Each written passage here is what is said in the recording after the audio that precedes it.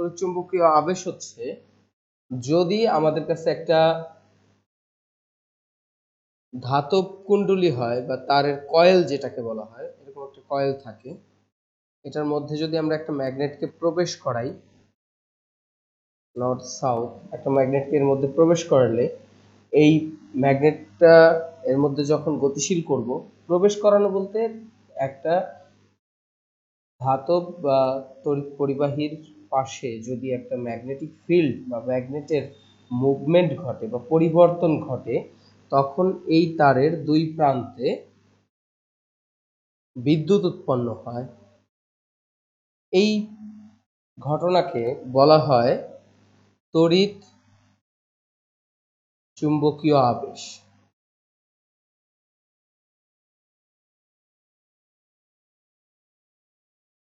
এই ঘটনা প্রথম অবজার্ভ করে মাইকেল ফ্যারাডে এবং পরবর্তীতে এর গাণিতিক রূপ এবং বিভিন্ন জিনিস নিয়ে অন্যান্য বিজ্ঞানীরাও কাজ করে। পরবর্তীতে ম্যাক্সওয়েল নামে একজন বিজ্ঞানী এটা নিয়ে বিস্তর গবেষণা করে এর উপরে বড় ধরনের গবেষণাপত্র লেখেন বা এর আরো উন্নতি ঘটান। তো প্রথম কথা হচ্ছে, ফ্যারাডে যখন দেখতে পান যে কোনো একটা ধাতব পদার্থের পাশে যদি আমরা একটা ধাতব পদার্থের পাশে যদি ম্যাগনেটিক ফিল্ডের পরিবর্তন ঘটাই, তখন সেখানে এই তারের মধ্যে চুম্বক ক্ষেত্রের চুম্বক ক্ষেত্রের পরিবর্তনের ফলে তড়িৎ প্রবাহের সৃষ্টি হয়। এখন এইটাকে তড়িৎ চুম্বকীয় আবেশ বলা হয়। এটার সূত্রটা কি হবে তাহলে? মাইকেল ফ্যারাডের যে সূত্র, সে বলতেছে এক নাম্বার কথা যে এই তড়িৎ যেটা উৎপন্ন হয়, তড়িৎ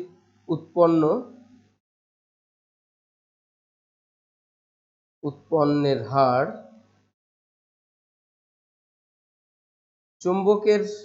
চুম্বক ক্ষেত্রের সমানুপাতিক। চুম্বক ক্ষেত্রের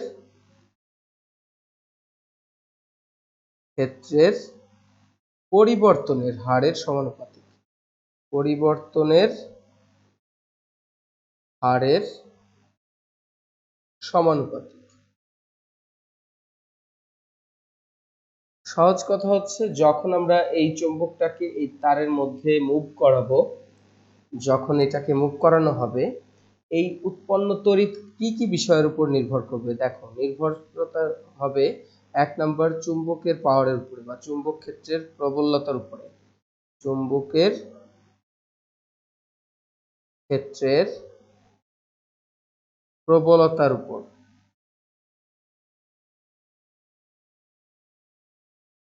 দুই নাম্বার হচ্ছে এই তারের কুণ্ডলীর প্যাচের উপর, তারের পাক সংখ্যা এর উপর, এবং এই তড়িতের নির্ভরশীলতা, তড়িৎ কত উৎপন্ন হবে। এখন তড়িৎ 1 অ্যাম্পিয়ার উৎপন্ন হবে না 2 অ্যাম্পিয়ার উৎপন্ন হবে, ভোল্টেজ কত হবে, 1 ভোল্ট হবে না 2 ভোল্ট হবে, এটা কিসের উপর নির্ভর করবে? এটা নির্ভর করবে চুম্বক ক্ষেত্রের প্রবলতার উপরে। তার মানে তোমার চুম্বক যত বেশি শক্তিশালী হবে, তত বেশি বিভব বা ভোল্টেজ তুমি উৎপন্ন করতে পারবা। তড়িৎ চালক বল তত বেশি উৎপন্ন হবে। তারের পাক সংখ্যা যত বেশি হবে, তড়িৎ চালক বল তত বেশি হবে। এবং 3 নাম্বার শর্ত হচ্ছে, যত দ্রুত আমরা চুম্বক ক্ষেত্রের পরিবর্তন ঘটাবো, মানে দ্রুততার উপরে, ক্ষেত্রের পরিবর্তনের দ্রুততার উপরে, চুম্বক ক্ষেত্রের বি দিয়ে প্রকাশ করা হয় চুম্বক ক্ষেত্রকে, তাহলে বি ক্ষেত্রের পরিবর্তনের দ্রুততার উপরে। তার মানে যত বেশি দ্রুত তুমি চুম্বক ক্ষেত্রের পরিবর্তন ঘটাবা, তত বেশি তোমার কি উৎপন্ন হবে? তড়িৎ চালক বল উৎপন্ন হবে। এটাকে ম্যাথমেটিক্যালি, গাণিতিকভাবে লেখা হয় এভাবে। গাণিতিকভাবে এটাকে লেখা হবে এপসাইলনের মতো লেখা হয়। এটা পরিবর্তনশীল বিদ্যুতের ক্ষেত্রে এপসাইলন লেখা হয়, আর স্থির বিদ্যুৎ হলে ই লেখা হয় তড়িৎ চালক বলকে। তাহলে এই জায়গায় ই ইকুয়াল টু বা epsilon equal to d phi b of dt। তার মানে কি? চৌম্বক ফ্লাক্সের পরিবর্তনের হার। ফ্লাক্স এই যে 5b দিয়ে বোঝায় চৌম্বক ফ্লাক্স।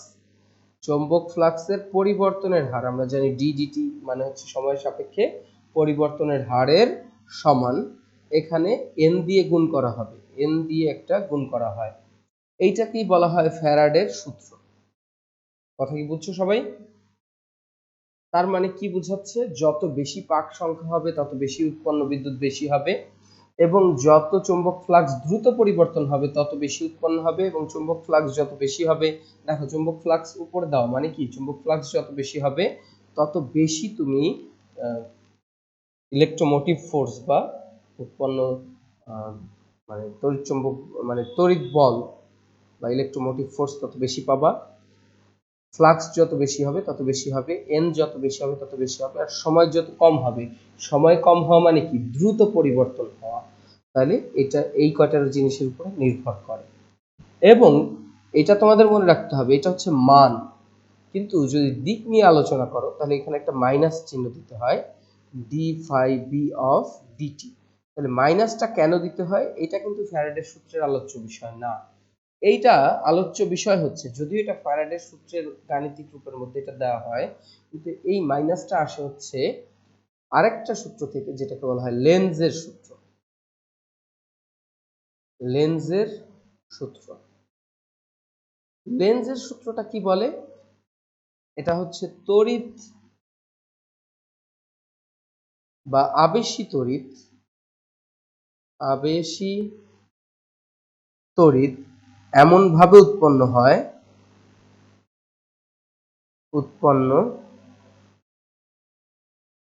হয় যে সে তার কারণকেই বাধা দেয়, সে তার কারণকেই বাধা প্রদান করে, বাধা প্রদান করে। এটা একটু লিখে নাও। তাহলে লেন্জের সূত্র বলতেছে যে আবেশী বিদ্যুৎ এমন ভাবে উৎপন্ন হয় যে সে তার কারণকেই কি করে, হ্যালো, বাধা প্রদান করে। বাধা প্রদান করে। তার মানে যেদিকে বিদ্যুৎ উৎপন্ন হয় চৌম্বক ফ্লাক্সের পরিবর্তন তার উল্টা দিকে হয়। অন্যভাবে বললে চৌম্বক ফ্লাক্স যেদিকে পরিবর্তন হয় বিদ্যুৎ তার উল্টা দিকে উৎপন্ন হয়। আমার কথা কি বুঝতেছো?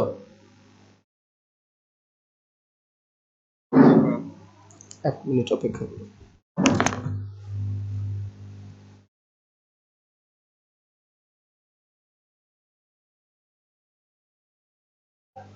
ওই তো কি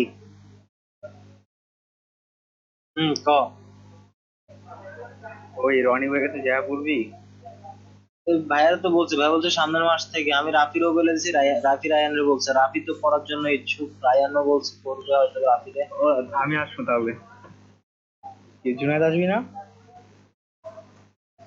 এদিকে খেয়াল করো সবাই। তাহলে উৎপন্ন বিদ্যুৎ এমন ভাবে উৎপন্ন হয় যে সে তার কারণকেই বাধা দেয়। এর থেকেই আমরা এই মাইনাস চিহ্নটা পাই। এখন দেখো এই লেন্জের সূত্র দিয়েই এই মাইনাস চিহ্নটা আসতেছে। আমরা জানি মাইনাস কি হয়, মাইনাস দিয়ে আমরা কি বুঝাই, বিপরীত দিক বুঝাই। আমার কথা বুঝতেছো সবাই? হ্যালো, জি ভাইয়া। আচ্ছা, বিপরীত দিক বুঝাতে এই মাইনাস চিহ্ন ব্যবহৃত হয়। তাহলে এই মাইনাসটা আসে ওইখান থেকে। এখন এই সূত্রটা আসলে কি বুঝাইলো সেটা একটু দেখো, এবং এইটা যদি ভালো করে বুঝতে পারো তাহলে ইলেকট্রিক্যাল ইঞ্জিনিয়ারদের একটা বড় কনসেপ্ট বা ইলেকট্রিসিটির একটা বড় কনসেপ্ট তোমরা ক্লিয়ার হয়ে যাবা। এই যে আবেশী বিদ্যুৎ, এই আবেশী বিদ্যুতের আরেকটা নাম আছে, সেটাকে বলা হয় এসি বিদ্যুৎ বা অল্টারনেটিং কারেন্ট। এটা জানো তোমরা? আবেশী বিদ্যুৎকে এসি কারেন্টও বলে বা এসি ইলেকট্রিসিটিও বলে, এবং এসি দিয়ে বোঝায় অল্টারনেটিং কারেন্ট, এবং ব্যাটারি বিদ্যুৎকে বলা হয় ডিসি মানে ডাইরেক্ট কারেন্ট। কেন আবেশী বিদ্যুৎকে এসি বা অল্টারনেটিং কারেন্ট বলা হয় সেটা এখন আমরা বুঝবো। তাহলে এই যে এতক্ষণ আমরা যা পড়লাম সেটা কি একটু খেয়াল করো। এই যে এখানে একটা তারের কয়েল দেখতে পাচ্ছ, এই যে যে তারের কয়েলটা দেখছো এইটাই আমি এই যে একটু আগে এখানে আঁকছিলাম, এই যে সেটা দেখছো, এটা দেখতে এরকম। এখন এই যে যে তারের কয়েলটা দেখছো, এই কয়েলের ভেতরে যদি তোমার কাছে একটা ম্যাগনেট থাকে, ধরো এই কলমটা এখন একটা ম্যাগনেট, ম্যাগনেটকে যখন তুমি প্রবেশ করবা তখন তোমার এই তার দুইটা, এই দুই মাথায় বিদ্যুৎ পাওয়া যাবে, এই তারের দুই মাথায় বিদ্যুৎ উৎপন্ন হবে, এবং বের করবা যখন তখন বিদ্যুৎ পাবা। কিন্তু স্থির রাখলে বিদ্যুৎ পাবা না, স্থির রাখলে বিদ্যুৎ কি হবে না, পাবো না ভাই। পাওয়া যাবে না, বিদ্যুৎ উৎপন্ন হবে না। এ দিয়ে কি বুঝতেছো? দেখো এই সূত্রটা তোমাকে কি বলতেছে, যে চুম্বক ফ্লাক্সের পরিবর্তনের হার উৎপন্ন বিদ্যুৎ বা তড়িৎচালক শক্তির সমান বা সমানুপাতিক। এ দিয়ে বুঝতেছি আমরা যে এই চুম্বক মানে এই তারের কুণ্ডলীর মধ্যে চুম্বক ফ্লাক্সের পরিবর্তন ঘটতে হবে। যদি স্থির হয়ে যায় চুম্বক ফ্লাক্স বা চুম্বকটাকে যদি তুমি স্থির করে দাও, তাহলে কি চুম্বক ফ্লাক্সের কোনো পরিবর্তন হচ্ছে বলো? হ্যালো? আর পরিবর্তনের না ভাই। হার, তখন পরিবর্তনের হার কত হয়ে যাবে? ডি ফাই বাই ডিটি কত হয়ে যাবে? ডি ফাই মানে ফাই বি যদি স্থির হয়ে যায়, তাহলে ডি ফাই বাই ডিটি হচ্ছে কি হয়ে যাবে? Zero zero. হয়ে যাবে। কারণ পরিবর্তনের হার জিরো হয়ে যাবে, তখন এটা উৎপন্ন বিদ্যুৎও শূন্য হয়ে যাবে। তার মানে তোমাকে এটাকে সবসময় উম, এই বিদ্যুৎ পেতে হলে তোমাকে এটাকে মুভ করতে হবে, একবার প্রবেশ করতে হবে, একবার বের করতে হবে। এখন এই যে যেটা দেখলা, এইটা হচ্ছে এর ইনিশিয়াল রূপ। মাইকেল ফ্যারাডে এইভাবে এটাকে চিন্তা করছিল। এখন পরবর্তীতে দেখো এই জিনিসটাকে যদি আমরা মুভমেন্ট করাতে চাই, তাহলে এইভাবে মুভমেন্ট করার থেকে এটাকে ঘোরানো সহজ।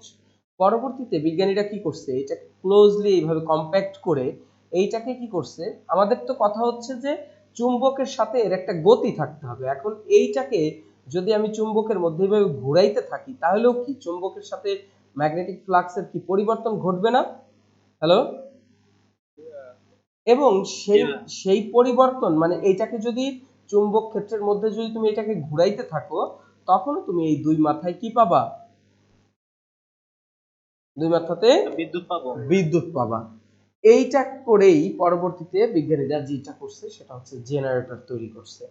এখন দেখো এই যে সেই জেনারেটর, আমরা এই যে এটা এখানে একটা দেখো, একটু খেয়াল করো, আমি একটা কি করছি, একটা মোটরের সাথে দুইটা তার দিয়ে একটা লাইটকে এর সাথে যুক্ত করছি। এখন আমি যদি এই মোটরটাকে ঘুরাই, তোমরা একটু ভালো করে ক্লোজলি খেয়াল করলে দেখবা ওই যে লাইটটা জ্বলে উঠতেছে, দেখছো? দেখা যায়, দেখা যায় লাল রঙের আলো পাওয়া যাচ্ছে না লাইটটা থেকে। তার মানে আমি কি করতেছি, এই যে এর ভেতরে ম্যাগনেট সেট করা আছে, আমি ম্যাগনেটের মধ্যে কয়েল সেট করা, কয়েলটাকে আমি ঘোরাচ্ছি, তখন কি পাচ্ছি? বিদ্যুৎ পাচ্ছি। তাহলে এই যে যেই সূত্র তুমি দেখলা, এই সূত্র থেকেই এই বিদ্যুতের মানে আমাদের যে ম্যাক্সিমাম যে বিদ্যুৎ আমরা ইউজ করি, এসি কারেন্ট বা আমাদের ঘরে যেই সরাসরি লাইন থেকে যে বিদ্যুৎ পাই, সেই বিদ্যুৎটা উৎপন্ন হয়।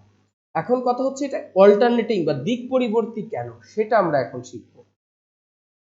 এসি বা অল্টারনেটিং হওয়ার কারণ হচ্ছে, এটার এক নাম্বার কারণ যেটা, সেটা হচ্ছে যে লেন্জের ল বলতেছে যেদিকে চুম্বকের পরিবর্তন ঘটে বিদ্যুৎ তার উল্টা দিকে উৎপন্ন হয়।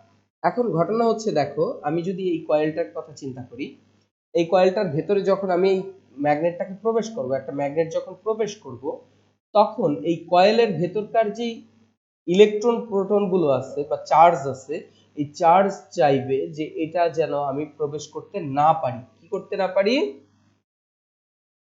হ্যালো? প্রবেশ করতে না।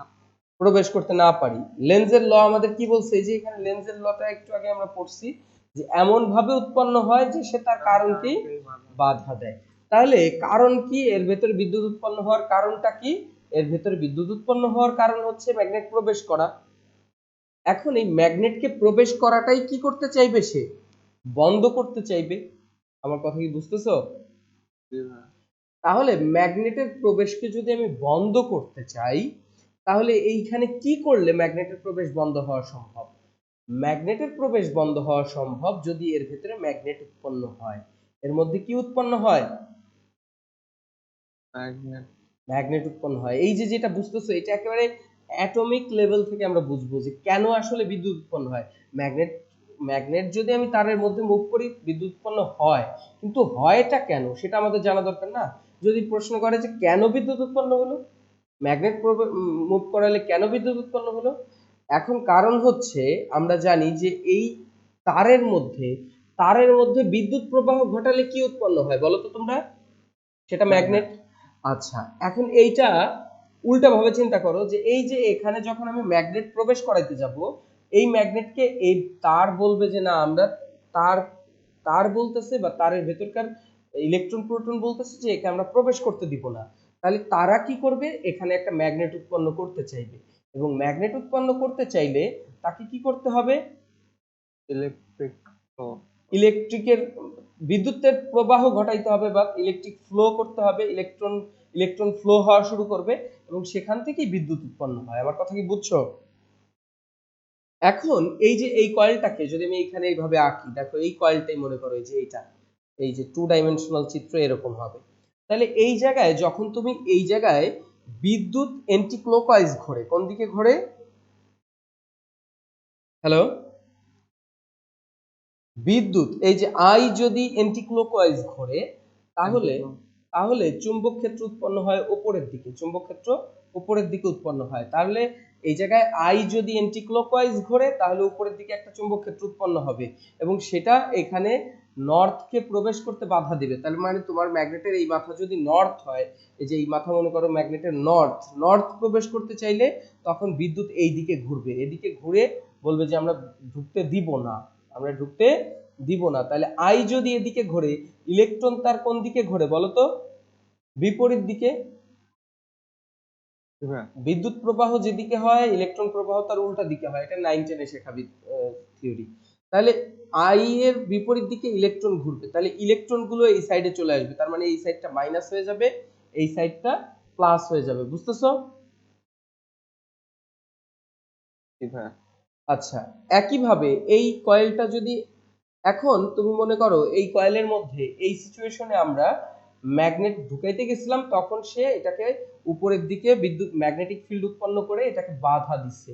এখন যখন আমি এইটার থেকে এটাকে বের করতে চাইবো, প্রথম ঢুকানো হলো, ঢুকানোর পরে তো এখানে বসায় রাখলে তো আর বিদ্যুৎ হবে না, এটাকে আবার বের করতে হবে। এখন যদি আমি বের করতে চাই তাহলে বের করতে গেলে কি করবে? সে বলবে যে না বের হতে দেব না। কি বলবে?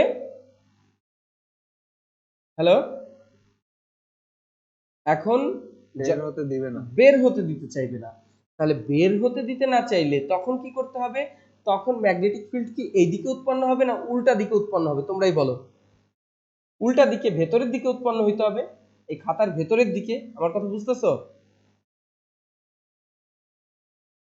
এটা ছিল কি, খাতার থেকে এইভাবে উপরের দিকে ম্যাগনেটিক ফিল্ড উঠে এসে চুম্বককে ঢুকতে দেয় নাই, বাধা দিছে।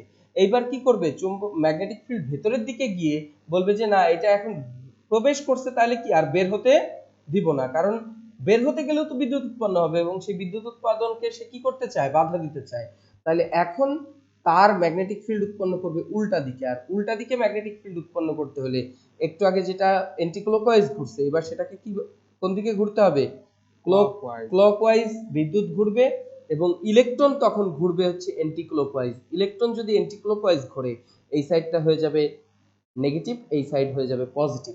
তাহলে দেখো একই তারের কয়েল যখন চুম্বক প্রবেশ করলো তখন এই তার হইলো পজিটিভ, এই তার হইলো নেগেটিভ, আর যখন চুম্বক বের হতে চাইলো তখন এই তার হইলো নেগেটিভ আর এই তার হইলো পজিটিভ। তাহলে একই তার বারবার কি positive negative positive negative positive negative হতে থাকে। তাহলে এইটাকেই বলা হয় এসি বা অল্টারনেটিং কারেন্ট, বা বাংলায় যেটাকে বলে দিক পরিবর্তী বিদ্যুৎ। দিক পরিবর্তী বিদ্যুৎ।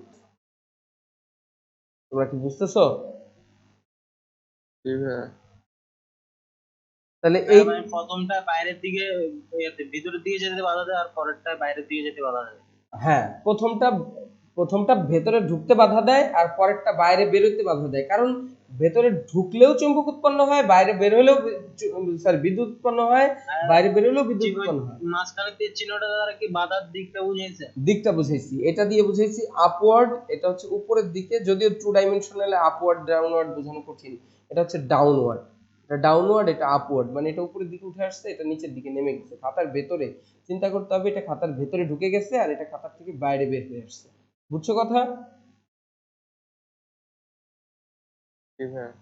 আচ্ছা, এখন এই এই জিনিসটা যদি বুঝো তাহলে তোমাদের ফ্যারাডের সূত্র এবং লেন্জের সূত্রের সমস্যা থাকার কথা না। তাহলে ফ্যারাডের সূত্র বলতেছে যত দ্রুত তুমি চুম্বককে এটার মধ্যে মুভ করাবা তত বেশি বিদ্যুৎ পাবা, এবং লেন্জের সূত্র বলতেছে যে যে বাধা দেয় মানে যখন এটা উৎপন্ন করতে চাও তখন সেটা উৎপন্ন করার জন্য যেটা করা হয় সেটাকে বাধা দেয়। ডাব্লিউ আর ডি দিয়ে কি মেন করছেন এর পরের পেজে?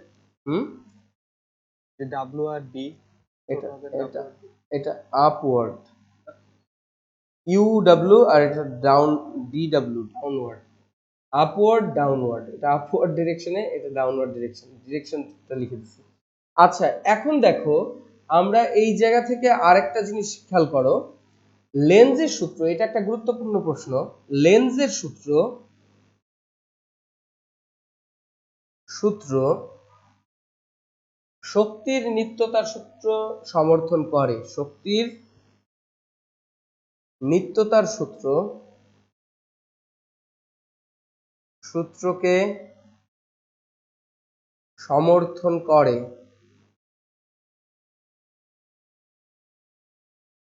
এটা প্রমাণ করতে বলে বা এটার উপর যুক্তি দিতে বলে, এটা খতে আসে বেশিরভাগ ক্ষেত্রে।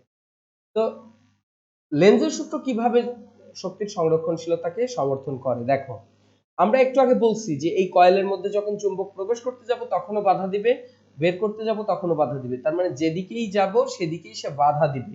এবং আমাকে যদি বিদ্যুৎ উৎপাদন করতে হয় তাহলে সেই বাধাকে আমাকে কি করতে হবে, অতিক্রম করতে হবে। আমার কথা বুঝতেছো? কি ভাই বুঝতেছি। বাধাকে অতিক্রম করতে হবে, আর বাধাকে অতিক্রম করতে গেলে বাধা যেহেতু দিবে, বাধা এক ধরনের বল, আর সেটাকে যদি অতিক্রম করতে হয় তাহলে আমাকে বল প্রয়োগ করতে হবে, এবং সেক্ষেত্রে আমার শক্তি ব্যয় করতে হবে। তার মানে আমি যদি বিদ্যুৎ শক্তি উৎপাদন করতে চাই তাহলে আমাকে যে কোনো একটা শক্তি ব্যয় করে সেই বাধাকে অতিক্রম করতে হয়। তাহলে এই যে যেই লেন্জের সূত্র, এই সূত্র যদি না থাকতো, যদি তো আবেশিত তড়িৎ এমন ভাবে উৎপন্ন হতো যে সে কারণকে বাধা দেয় না, তাহলে আমরা কি পাইতাম? তাহলে দেখা যেত যে আমরা কোনো শক্তি ব্যয় না করেই বিদ্যুৎ শক্তি পেয়ে যাচ্ছি। এটা কি সম্ভব? শক্তির সংরক্ষণশীলতা, আচ্ছা শক্তির সংরক্ষণশীলতার নীতি বলে যে শক্তি ব্যয় না করলে নতুন শক্তি পাওয়া যাবে না।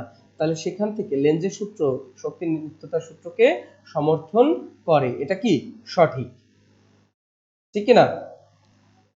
তাহলে লেন্জের সূত্র বলতেছে যে তোমার যদি বিদ্যুৎ শক্তি উৎপাদন করতে হয় আবেশ প্রক্রিয়ায়, তাহলে তোমাকে সেখানে বাধাকে অতিক্রম করে তোমার শক্তি ব্যয় করতে হবে, তাহলেই তুমি শক্তি পাবে।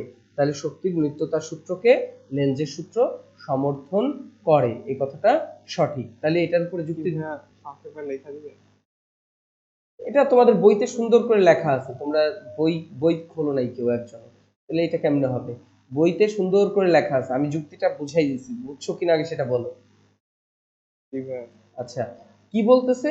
লেন্জের সূত্র বলতেছে যে আবেশী বিদ্যুৎ এমন ভাবে উৎপন্ন হয় যে সে তার কারণকে বাধা দেয়, আর সেই কারণকে যে বাধা দেয় ওই বাধাকে অতিক্রম করতে পারলেই তুমি আবেশ বিদ্যুৎ উৎপাদন করতে পারবা, এবং সেই বাধা যেহেতু দেয় সেই বাধাকে অতিক্রম করতে তোমাকে শক্তি ব্যয় করতে হবে। তাহলে শক্তি ব্যয় না করে কখনোই তুমি নতুন শক্তি পাবে না। যদিও ইউটিউবে যদি তুমি সার্চ দাও যে ফ্রি এনার্জি, হ্যাঁ ফ্রি এনার্জি তো না কি যেন বলে, এই তো ফ্রি এনার্জি লিখলে বোধহয় অ্যাভেলেবেল ভিডিও দেয়, এবং সেগুলো সবগুলা গাঁজাখুরি ভিডিও, যেখানে দেখায় যে কোনো শক্তি না দিয়ে চুম্বকের উপরে কতগুলো তার পেঁচায় তারা বিদ্যুৎ উৎপাদন করতেছে। এটা টোটালি ভোগাস। ওইভাবে যদি তুমি করো তোমার টাকাগুলো নষ্ট হবে, কিচ্ছু পাবা না। ওরা জাস্ট এখানে ট্রিক খাটায় কিছু ভিউ আর্ন করে, আর কিছুই না। এগুলা জাস্ট ভোগাস। শক্তি ব্যয় না করলে শক্তি পাওয়া সম্ভব না। যে কোনো শক্তির ক্ষেত্রে তুমি কোনো শক্তি কখনো শক্তি ব্যয় না করে পাবে না। আমার কথা বুঝতেছো? তাহলে লেন্জের সূত্র বলতেছে যে তোমাকে শক্তি পেতে হলে শক্তি দিতে হবে, অতএব এটা শক্তি সংরক্ষণশীলতার নীতিকে মেনে চলে। এরপরে আমাদের যেটা জানতে হবে, এর পরের কনসেপ্টটা আছে দেখবা, যে আমরা লেন্জের সূত্র শিখলাম, ফ্যারাডের সূত্র শিখলাম, এখন আমরা যেটা শিখবো সেটা হচ্ছে যে কোনো একটা তড়িৎ প্রবাহী তারের উপরে চুম্বকের প্রভাব কি সেটা আমরা এখন দেখব। সেটা হচ্ছে যে যদি তুমি একটা তারের মধ্য দিয়ে বিদ্যুৎ প্রবাহ করো এবং সেটাকে যদি একটা ম্যাগনেটিক ফিল্ডের মধ্যে রাখো, মনে করো এখানে একটা ম্যাগনেট রাখলাম যেটা নর্থ সাইড এটা, তাহলে এই চুম্বক, এই যে এখান দিয়ে যখন বিদ্যুৎ প্রবাহ করবা তখন এই চুম্বক এবং বিদ্যুতের দিকের উপর নির্ভর করে এটা হয় উপরের দিকে জাম্প করবে না হলে নিচের দিকে জাম্প করবে। আমার কথা কি বুঝতেছো? হ্যালো? জি ভাইয়া, বুঝতে পারছি। তাহলে আমরা বুঝতে পারছি যে আহ, কোনো একটা তারের উপরে, বিদ্যুৎ প্রবাহী তারের উপরে চুম্বক ক্ষেত্রের একটা প্রভাব থাকে। সেই যে এই যে যে উপরের দিকে জাম্প করবে বা নিচের দিকে জাম্প করবে, এই যে এটা এক ধরনের কি ফোর্স না? তারের উপরে এটা কি আপওয়ার্ড হোক আর ডাউনওয়ার্ড হোক, এটা এক ধরনের কি ফোর্স কিনা? জি ভাইয়া। এই ফোর্স নির্ভর করবে কি কি বিষয়ের উপরে সেটা এখন আমরা দেখি। F equal to Q V B sine theta. এখন এটা কি বলতেছে, মনে করো আমাদের এখানে একটা ভাই চুম্বক কি জাম্প করবে? ইলেকট্রন। তার, এই তারের ভেতর দিয়ে যখন আমি বিদ্যুৎ প্রবাহ করব এই তারটা উপরের দিকে জাম্প করবে অথবা নিচের দিকে জাম্প করবে। এটা এখন খেয়াল করো আমরা কি করতে পারি, এইটার ব্যাপারটা একটু খেয়াল করো। আমাদের কাছে মনে করো যে এরকম একটা ম্যাগনেটিক ফিল্ড আছে, এইদিকে একটা ম্যাগনেটিক ফিল্ড আছে। এখন এই ম্যাগনেটিক ফিল্ডের মধ্যে আমি একটা তার রাখলাম, এই তারটা হচ্ছে এই রকম অবস্থায় আছে, এটা হচ্ছে বিদ্যুতের তার, এইটা হচ্ছে ম্যাগনেটিক ফিল্ড বি, আর এটা হচ্ছে বিদ্যুতের তার, এর ভেতর দিয়ে আই প্রবাহিত হচ্ছে বা কিউ প্রবাহিত হচ্ছে, চার্জ প্রবাহিত হচ্ছে এবং সেই চার্জের বেগ হচ্ছে ভি। এবং দেখো এই যে এই বির সাথে এই এই যে যে তার বা এই চার্জ প্রবাহের দিক তার অ্যাঙ্গেল হচ্ছে থিটা, তাহলে এই তারটা কতটুকু মানে ফোর্স লাভ করবে সেটা হচ্ছে Q V B sine theta. আমার কথা বুঝতেছো? হ্যাঁ, ভি কি হচ্ছে? ভি হচ্ছে ভি হচ্ছে বিদ্যুৎ প্রবাহের বেগ। বেগ, চার্জের বেগ, চার্জ যে বেগে প্রবাহিত হচ্ছে এটাকে ড্রিপ ভেলোসিটি বলে বা চার্জের প্রবাহের বেগ বলে। আমার কথা বুঝতেছো? জি ভাইয়া। এখন এই যে যে সূত্রটা, সেই সূত্র বলতেছে যে এই ফোর্স আসলে প্রথমে সমানুপাতিক চিহ্ন দেওয়া ছিল, পরবর্তীতে সমান হয়, কারণ এখানে সমানুপাতিক ধ্রুবক হচ্ছে 1, সেহেতু এটা সমান লেখা যায়। এখন দেখো যত বিদ্যুৎ বেশি প্রবাহিত হবে তত এই ফোর্স বেশি হবে, যত এই চার্জের গতি বেশি হবে তত বেশি ফোর্স এই তারটা লাভ করবে, এবং ম্যাগনেটিক ফিল্ড যত স্ট্রং হবে তত বেশি হবে, এবং থিটার মান বাড়লে কমলে এই ফোর্সের মান বাড়বে কমবে। এখন এই সূত্রটা কিন্তু অ্যাপ্লিকেবল না কেন দেখো, অ্যাপ্লিকেবল না হচ্ছে এই সূত্রটা ব্যবহার করলে আমরা এই কিউ কিউ পরিমাপের কোনো মিটার নাই আমাদের। কি বাস্তবে এমন কোনো মিটার আছে যেটা দিয়ে কিউ পরিমাপ করা যায়? আমরা অ্যামিটার আছে, ভোল্ট মিটার আছে, কিন্তু কিউ পরিমাপের সরাসরি এরকম কোনো না মিটার ভাইয়া। অ্যাভেলেবেল নাই। তাহলে সেই ক্ষেত্রে এই কিউ থাকলে এটাকে আমরা বের করা কঠিন। এবং ভি চার্জের যে বেগ, ড্রিপ ভেলোসিটি বের করারও অ্যাভেলেবেল যন্ত্র আমাদের কাছে নাই। তাহলে আমাদের কাছে যে যন্ত্র আছে সেটা হচ্ছে ভোল্ট মিটার বা অ্যামিটার, যেটা দিয়ে আমরা বিদ্যুৎ প্রবাহ পরিমাপ করতে পারি অথবা ভোল্টেজ প্রবাহ মানে ভোল্টেজ প্রবাহের ভোল্টেজ পরিমাপ করতে পারি। তাহলে আমরা সেটার জন্য এই সূত্রটাকে একটু মডিফাই করব। সেটা কি? F equal to Q by T into T. দেখো টি দিয়ে গুণ ও ভাগ করছি, কোনো সমস্যা আছে তোমাদের? আচ্ছা, বাকিটা সব ঠিক আছে। দেখো এখন এফ ইকুয়াল টু নতুন করে আমরা একটা সূত্র লিখতে পারতেছি, কিউ বাই টি। এটা কি আসলে? কিউ বাই টি কি? প্রবাহ আই। কিউ বাই টি হচ্ছে আই। আমার কথা বুঝতেছো? হ্যালো? হ্যাঁ, জি ভাইয়া। আমরা 9-10 শিখছি যে চার্জের প্রবাহের হারকেই বিদ্যুৎ প্রবাহ বলে, কিউ বাই টি তাহলে আই, বিদ্যুৎ প্রবাহ। এখন ভিটি কি দেখো, আমরা সূত্র যদি চিন্তা করো যে এস ইকুয়াল টু ভিটি, মনে আছে তোমাদের? জি ভাইয়া। তাহলে এখানে এস হবে না, এখানে হবে এল। কেন এল হবে? এখানে আমরা লেন্থ এল দিয়ে প্রকাশ করব। এস মানে হচ্ছে যতটুকু লেন্থ এই চার্জটা প্রবাহিত হয়েছে, এই টি সময়ে চার্জটা যতটুকু দূরত্ব প্রবাহিত হয়েছে সেটা হচ্ছে এল। তাহলে এখানে এল হচ্ছে তারের length into B sine theta. আমার কথা কি বুঝছো? তাহলে এফ ইকাল টু আমরা ওই সূত্রকেই স্লাইটলি মডিফাই করে লিখে ফেললাম I L B sine theta. এর থেকে আমরা যেটা বুঝলাম সেটা হচ্ছে যে আই কি, এই সূত্রটাই কিন্তু এটা। আই হচ্ছে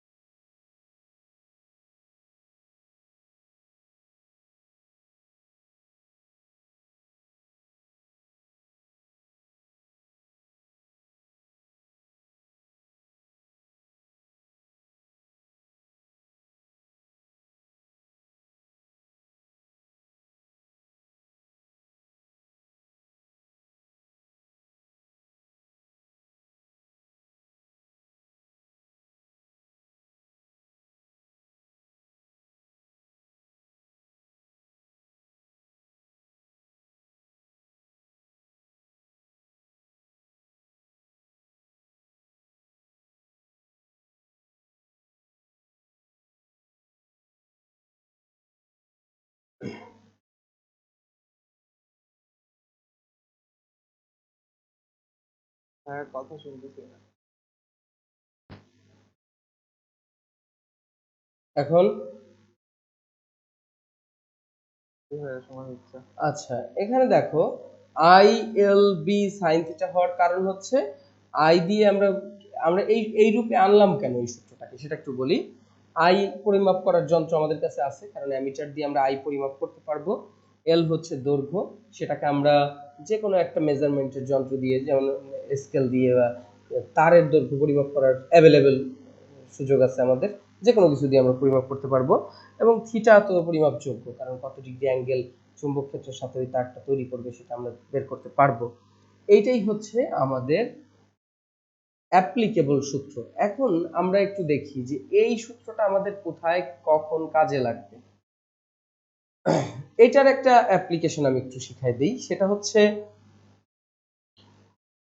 তড়িৎ মোটর। এই যে যেটা দেখতেছো যে এই যে এটার যদি আমি দুই প্রান্তে ব্যাটারি সংযোগ দিই তাহলে এটা কি করবে বলো তো? ঘুরতে শুরু করবে না? হ্যালো হ্যালো, জি জি ভাইয়া। ভাইয়া। তাহলে এইটার মধ্যে কিভাবে এটা ঘুরছে সেটা আমরা এখন বুঝবো। যদিও এটা তোমাদের 9-10 এ ছিল, তখন তোমরা এটা হয়তো বা বুঝো নাই ভালো করে, আমরা একটু একটু হ্যাঁ, ভালো করে বোঝার চেষ্টা করি। এখন মনে করো আমাদের কাছে এরকম একটা কয়েল আছে।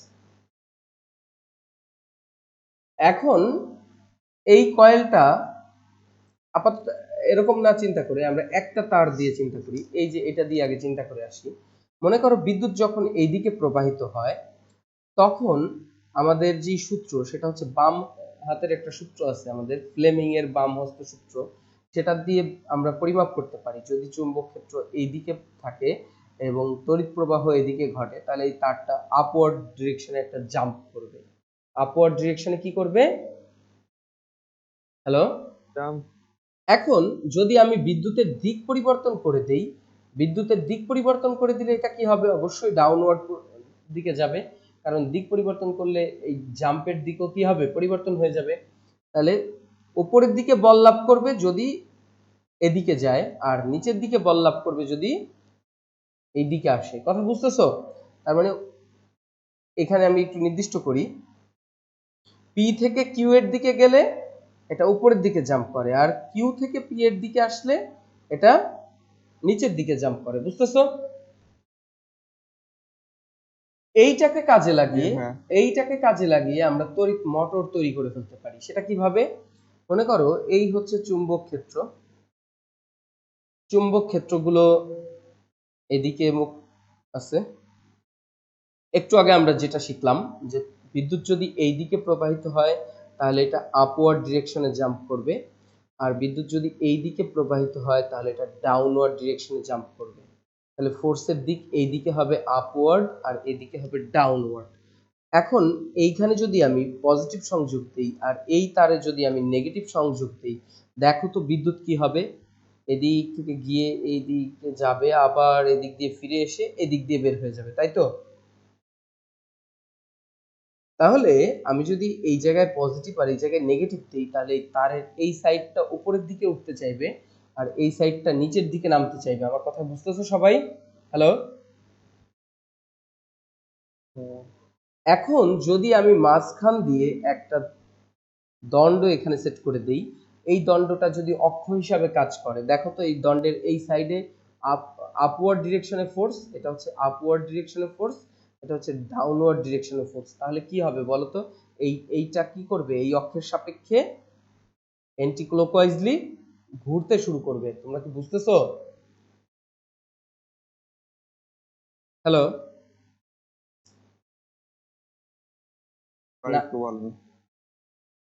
এইটা উপরের দিকে জাম্প করার, এই সাইডটা আপওয়ার্ড ডিরেকশনে ফোর্স লাভ করছে আর এই সাইডটা জি ভাইয়া বুঝতে পারছি বুঝতে পারছি। ডাউনওয়ার্ড ডিরেকশনে ফোর্স লাভ করছে। তাহলে এটা কি করবে? একটা টর্ক লাভ করবে না? এভাবে ঘুরবে না? ঘুরবে, জি ভাইয়া। তাহলে এইটাই হচ্ছে তড়িৎ মোটর, বা প্রথম কথা হচ্ছে তড়িৎ মোটরের সরল চিত্র আর কি, সরল চিত্র বলা যায় এটাকে। আমার কথা বুঝছো? জি ভাইয়া। এটা তোমরা নিজেরাই তৈরি করতে পারো, আমি দেখাই দিই। এই যে হচ্ছে একটা কয়েল, দেখো এই কয়েলটা এই তড়িৎ মোটরেরই একটা কয়েল, এই যে সরল মোটর, এই যে যেটা সেটাই। এখন দেখো আমরা একই দিক দিয়ে যদি বের করি তাহলে এটাকে সংযোগ দেওয়া কঠিন। এই জন্য আমি যেটা করছি সেটা এইখানে যেটা করা হয়েছে সেটা হচ্ছে এই তারটাকে ঘুরাইয়া নিয়ে যদি আমি এই সাইড দিয়ে বের করি, কোনো সমস্যা আছে? হ্যালো? হ্যাঁ ভাইয়া। তাহলে দেখো এখানে কি করছি, এখানে একটা প্যাচ দিয়ে দেখাইছি, এখানে কয়েকটা প্যাচ দেওয়া হয়েছে। তো এইটাকে কয়েকটা প্যাচ দেওয়া হয়েছে, প্যাচ দেওয়ার পর এইরকম অবস্থায় আসছে। এরকম অবস্থায় আসার পরে এখন যদি আমি এই পাশে সংযোগ দেই আর এই পাশে সংযোগ দেই এবং এখানে যদি একটা ম্যাগনেট রাখি, নিচে যদি একটা ম্যাগনেট রাখি, তাহলে এটা কি করতে শুরু করবে জানো? এটা এইভাবে ঘুরতে শুরু করবে। আমার কথা বুঝতেছো? এবং এবং এটা আমি দেখি নেক্সট ক্লাসে তোমাদের ঘুরাই দেখাবো, এইটাকেই ঘুরাই দেখাবো। এটা এইভাবে ঘুরতে শুরু করবে এবং খুব স্পিডি ঘুরবে এটা। এটা আমি স্টুডেন্টদের জন্য তৈরি করছিলাম। সো তাহলে এখন এইটা, ম্যাগনেট করে মাঝখান দিয়ে রাখবেন। হ্যাঁ ম্যাগনেট এই মাঝখানে রাখতে হবে, কারণ এই এই এই মাঝখান দিয়ে যেন ম্যাগনেটিক ক্ষেত্রটা পাস করে, এটার জন্য এখানে মাঝখানে ম্যাগনেট রাখতে হবে। কথা কি বুঝছো সবাই? নেক্সট ক্লাসে আমাকে মনে করো, তাহলে আমি তোমাদের এইটা ঘুরায় দেখাবো। তাহলে এই হচ্ছে আমাদের তড়িৎ মোটরের ইনিশিয়াল কথা, যে কেন তড়িৎ মোটর ঘোরে। তুমি যদি এই যে যে ব্যাপারগুলো, এই ব্যাপারগুলো কিন্তু এই যে তড়িৎ মোটরের ঘোরার ব্যাপারটা, এটা কিন্তু একজন যদি তুমি ইলেকট্রিকের মিস্ত্রির কাছে যাও, সে কিন্তু তোমাকে এটা তৈরি করে দিতে পারবে।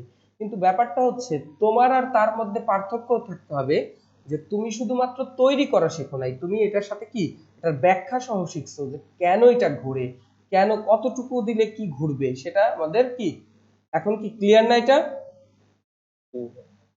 এখন আমরা আমরা এটার জন্য যেটা করব, যে এটা কতটুকু ঘুরবে সেই শক্তিটা পরিমাপ করতে হবে না? একটা একটা মোটর তো তৈরি করলেই হবে না, মোটর কতটুকু টর্ক উৎপন্ন করতে পারে, টর্ক কি ঘূর্ণন বল, কতটুকু ঘূর্ণন বল তোমাকে দিতে পারে সেটা তোমার জানতে হবে। তাহলে টর্কের সূত্র খেয়াল করো, টর্ক নির্ণয় করতে চাচ্ছি, টর্ক ইকুয়াল টু হচ্ছে এফ ইন্টু এফ ক্রস আর, সহজ কথা।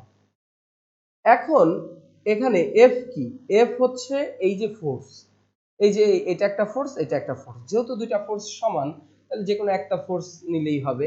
যে কোনো একটা ফোর্স থেকে সেই ফোর্সের মধ্যবর্তী দূরত্ব, তাহলে এই ফোর্সের মধ্যবর্তী দূরত্বকে আমরা বললাম যে বি। কি বললাম? এখান থেকে এই দূরত্বটাকে আমি কি দিয়ে প্রকাশ করলাম? বি দিয়ে, বা অনেক জায়গায় ডাব্লিউ দিয়ে প্রকাশ করে, কোনো ব্যাপার না। উইথ হচ্ছে ডাব্লিউ আর বি হচ্ছে বেথ, বেথ মানে হচ্ছে প্রশস্ত। তাহলে এটা কতটুকু প্রশস্ত? বি পরিমাণ। আমরা লিখলাম যে এটা হচ্ছে এফ ইন্টু বি। আমার কথা বুঝতেছো সবাই? হ্যালো? জি ভাইয়া। এখন আমরা এই এফ এর মান একটু আগে নির্ণয় করছি, এফ এর মান কত ছিল? I L B sine theta. এই বিটা কিন্তু ম্যাগনেটিক ফিল্ড, আর ছোট হাতের বিটা হচ্ছে প্রস্থ। তাহলে এখানে আমরা লিখতে পারি এই এফ ইকুয়াল টু হচ্ছে I L B sine theta into ছোট হাতের বি। এরপরে আমরা যেটা করব, আই এর জায়গায় থাকলো, স্মল এল আর স্মল বি এক জায়গায় করে ফেললাম, বি সাইন থিটা লিখে দিলাম। এখন তোমরা বলো এই এল আর বি কি জিনিস? এল হচ্ছে তারের দৈর্ঘ্য, এইখান থেকে এই পর্যন্ত হচ্ছে এল, আর এইখান থেকে এই পর্যন্ত হচ্ছে বি। তাহলে তোমরা বলো এই বি আর এল গুণ হইলে কি হবে বলো তো? উত্তর দিতে হবে। কি হবে? ক্ষেত্রফল হবে। ক্ষেত্রফল হবে। তাহলে I A B sine theta. কিন্তু এই যে যেই টর্ক, এই টর্ক আমরা কয়টা প্যাচের জন্য নির্ণয় করলাম? এই টর্কটা কি একটা প্যাচের জন্য না মাত্র? হ্যালো, এখানে কয়টা তারের প্যাচ আছে? কয়টা প্যাচের সংখ্যা কয়টা এখানে? একটা। তাহলে এটা আমরা যে এই যে আমরা আগামী দিন যেটা দেখাবো, ঘুরাই দেখাবো, সেটার মধ্যে কি একটা প্যাচ আছে নাকি অনেকগুলো প্যাচ? অনেকগুলা। অনেকগুলা প্যাচ। তাহলে এই অনেকগুলো প্যাচ করতে হলে তাহলে একটা প্যাচে যতটুকু হয় এন সংখ্যক প্যাচে কি হবে? এন দিয়ে গুণ হবে না? জি ভাই। তাহলে N I A B sine theta হবে। এবং সাধারণত তড়িৎ মোটরের ক্ষেত্রে এই অ্যাঙ্গেলটা রাখা হয় 90 ডিগ্রি। কেন রাখা হয় সেটা তোমরা নিজেরাই বলতে পারবা, কারণ সাইন 90 ডিগ্রির মান সর্বোচ্চ। কথা কি বুঝছো? আমরা কি টর্ক সর্বনিম্ন চাই না সর্বোচ্চ চাই? হ্যালো, সর্বোচ্চ সর্বোচ্চ। তাহলে এটা কি করা হবে? এন আই এ বি, এটা হচ্ছে টর্ক। এখন এইখানে তোমাদেরকে আমি আরো কিছু ব্যাপার ক্লিয়ার করে দিই। এই সৃজনশীলে এই কনসেপ্টগুলো খুব কাজে লাগে। তোমাকে বলা হলো যে সেম পরিমাণ দৈর্ঘ্যের তার, দেখবা তোমরা যদি বিগত সালের সৃজনশীলগুলো একটু এই অধ্যায়ের ঘাটাঘাটি করো তাহলে দেখতে পাবা যে এই সেম পরিমাণ তারই নিব, কিন্তু এই তারকে তো আমি চতুর্ভুজের মতো, যেমন আমি এখানে চতুর্ভুজের মতো করে দেখাইছি, তো সবসময় তো চতুর্ভুজের মতো করে পেঁচাবো এটা তো শিওর না, তাই না? হ্যালো, জি ভাই, শিওর না। তাহলে আমি এটাকে চতুর্ভুজের মতো করে পেঁচাবো, না ত্রিভুজাকারে পেঁচাবো, নাকি বৃত্তাকারে পেঁচাবো, নাকি অধিবৃত্ত আকারে পেঁচাবো, না উপবৃত্ত আকারে পেঁচাবো, সেটা আমার জানতে হবে না? জি ভাই। তাহলে তাহলে জানতে হবে যে একই পরিমাণ লেন্থের তার দিয়ে কোন আকারে, বৃত্তাকারে না চতুর্ভুজ আকারে, কোন আকারে পেঁচাইলে বেশি ক্ষেত্রফল পাওয়া যায়। আমার কথা কি বুঝতেছো? তোমাদের সবগুলো আকার নিয়ে চিন্তা, হ্যাঁ, তোমাকে সবগুলো চিন্তা করতে হবে না, তোমাকে বেশিরভাগ ক্ষেত্রে এই চতুর্ভুজ আর বৃত্ত দিবে। বৃত্ত আকারে পেঁচাবো না চতুর্ভুজ আকারে পেঁচাবো। তো এইটা কোনটা কোনটা করলে ভালো হবে বলো দেখি? চতুর্ভুজ নাকি? হ্যাঁ, চতুর্ভুজ। আরে বাবা, কারণ চতুর্ভুজের সাথে অ্যাঙ্গেল 90 ডিগ্রি পাওয়া যাবে। এই তো তুমি তো ভুল করলা। তাহলে আমি যেহেতু বৃত্তাকারে পেঁচাইছি, তাহলে আমি তো হিসাব কিতাব করেই পেঁচাইছি, কিন্তু এই জায়গা থেকেও কমন সেন্স দিয়ে উত্তর দিতে পারতা যে এই জায়গায় বৃত্তাকারেই পেঁচানো লাগবে, এইটা বৃত্তাকারে পেঁচালে ভালো হবে। দেখো আমি তোমাকে সেটা কেন হবে দেখাই দিই। এটা হচ্ছে এই কারণে হবে। এক নম্বর কারণটা একটু দেখো, যে আমরা এরিয়া বের করতে চাচ্ছি, সেম লেন্থ নিলাম। মনে করো আমি একটা উদাহরণ দিই, সিম্পল একটা উদাহরণ। মনে করো একটা চতুর্ভুজ তৈরি করতে আমরা প্রথম আয়তাকারের একটা কয়েল তৈরি করলাম। এখানে দৈর্ঘ্য নিলাম হচ্ছে 20 আর প্রস্থ নিলাম হচ্ছে 10। তাহলে মোট তারের লেন্থ কত আছে বলো তো?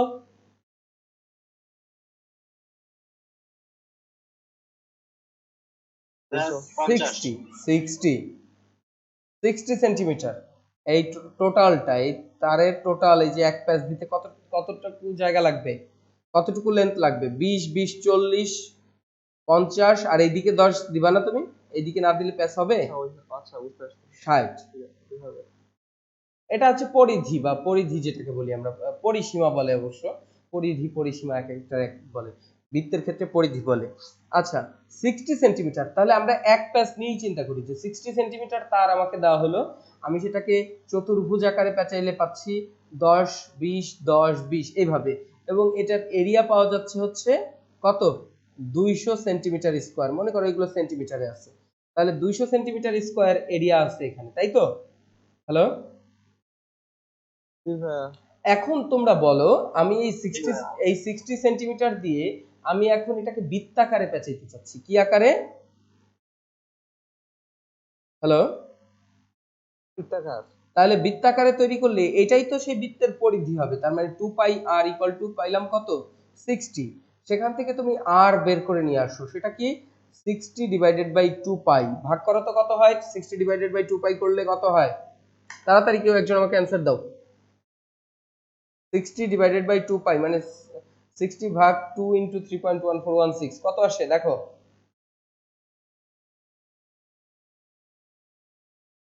হ্যালো, ভাইয়া 376.99 তুমি কি মানে হচ্ছে 377। তুমি কি পাগল হয়ে গেছো? ভাইয়া কেন ভাই?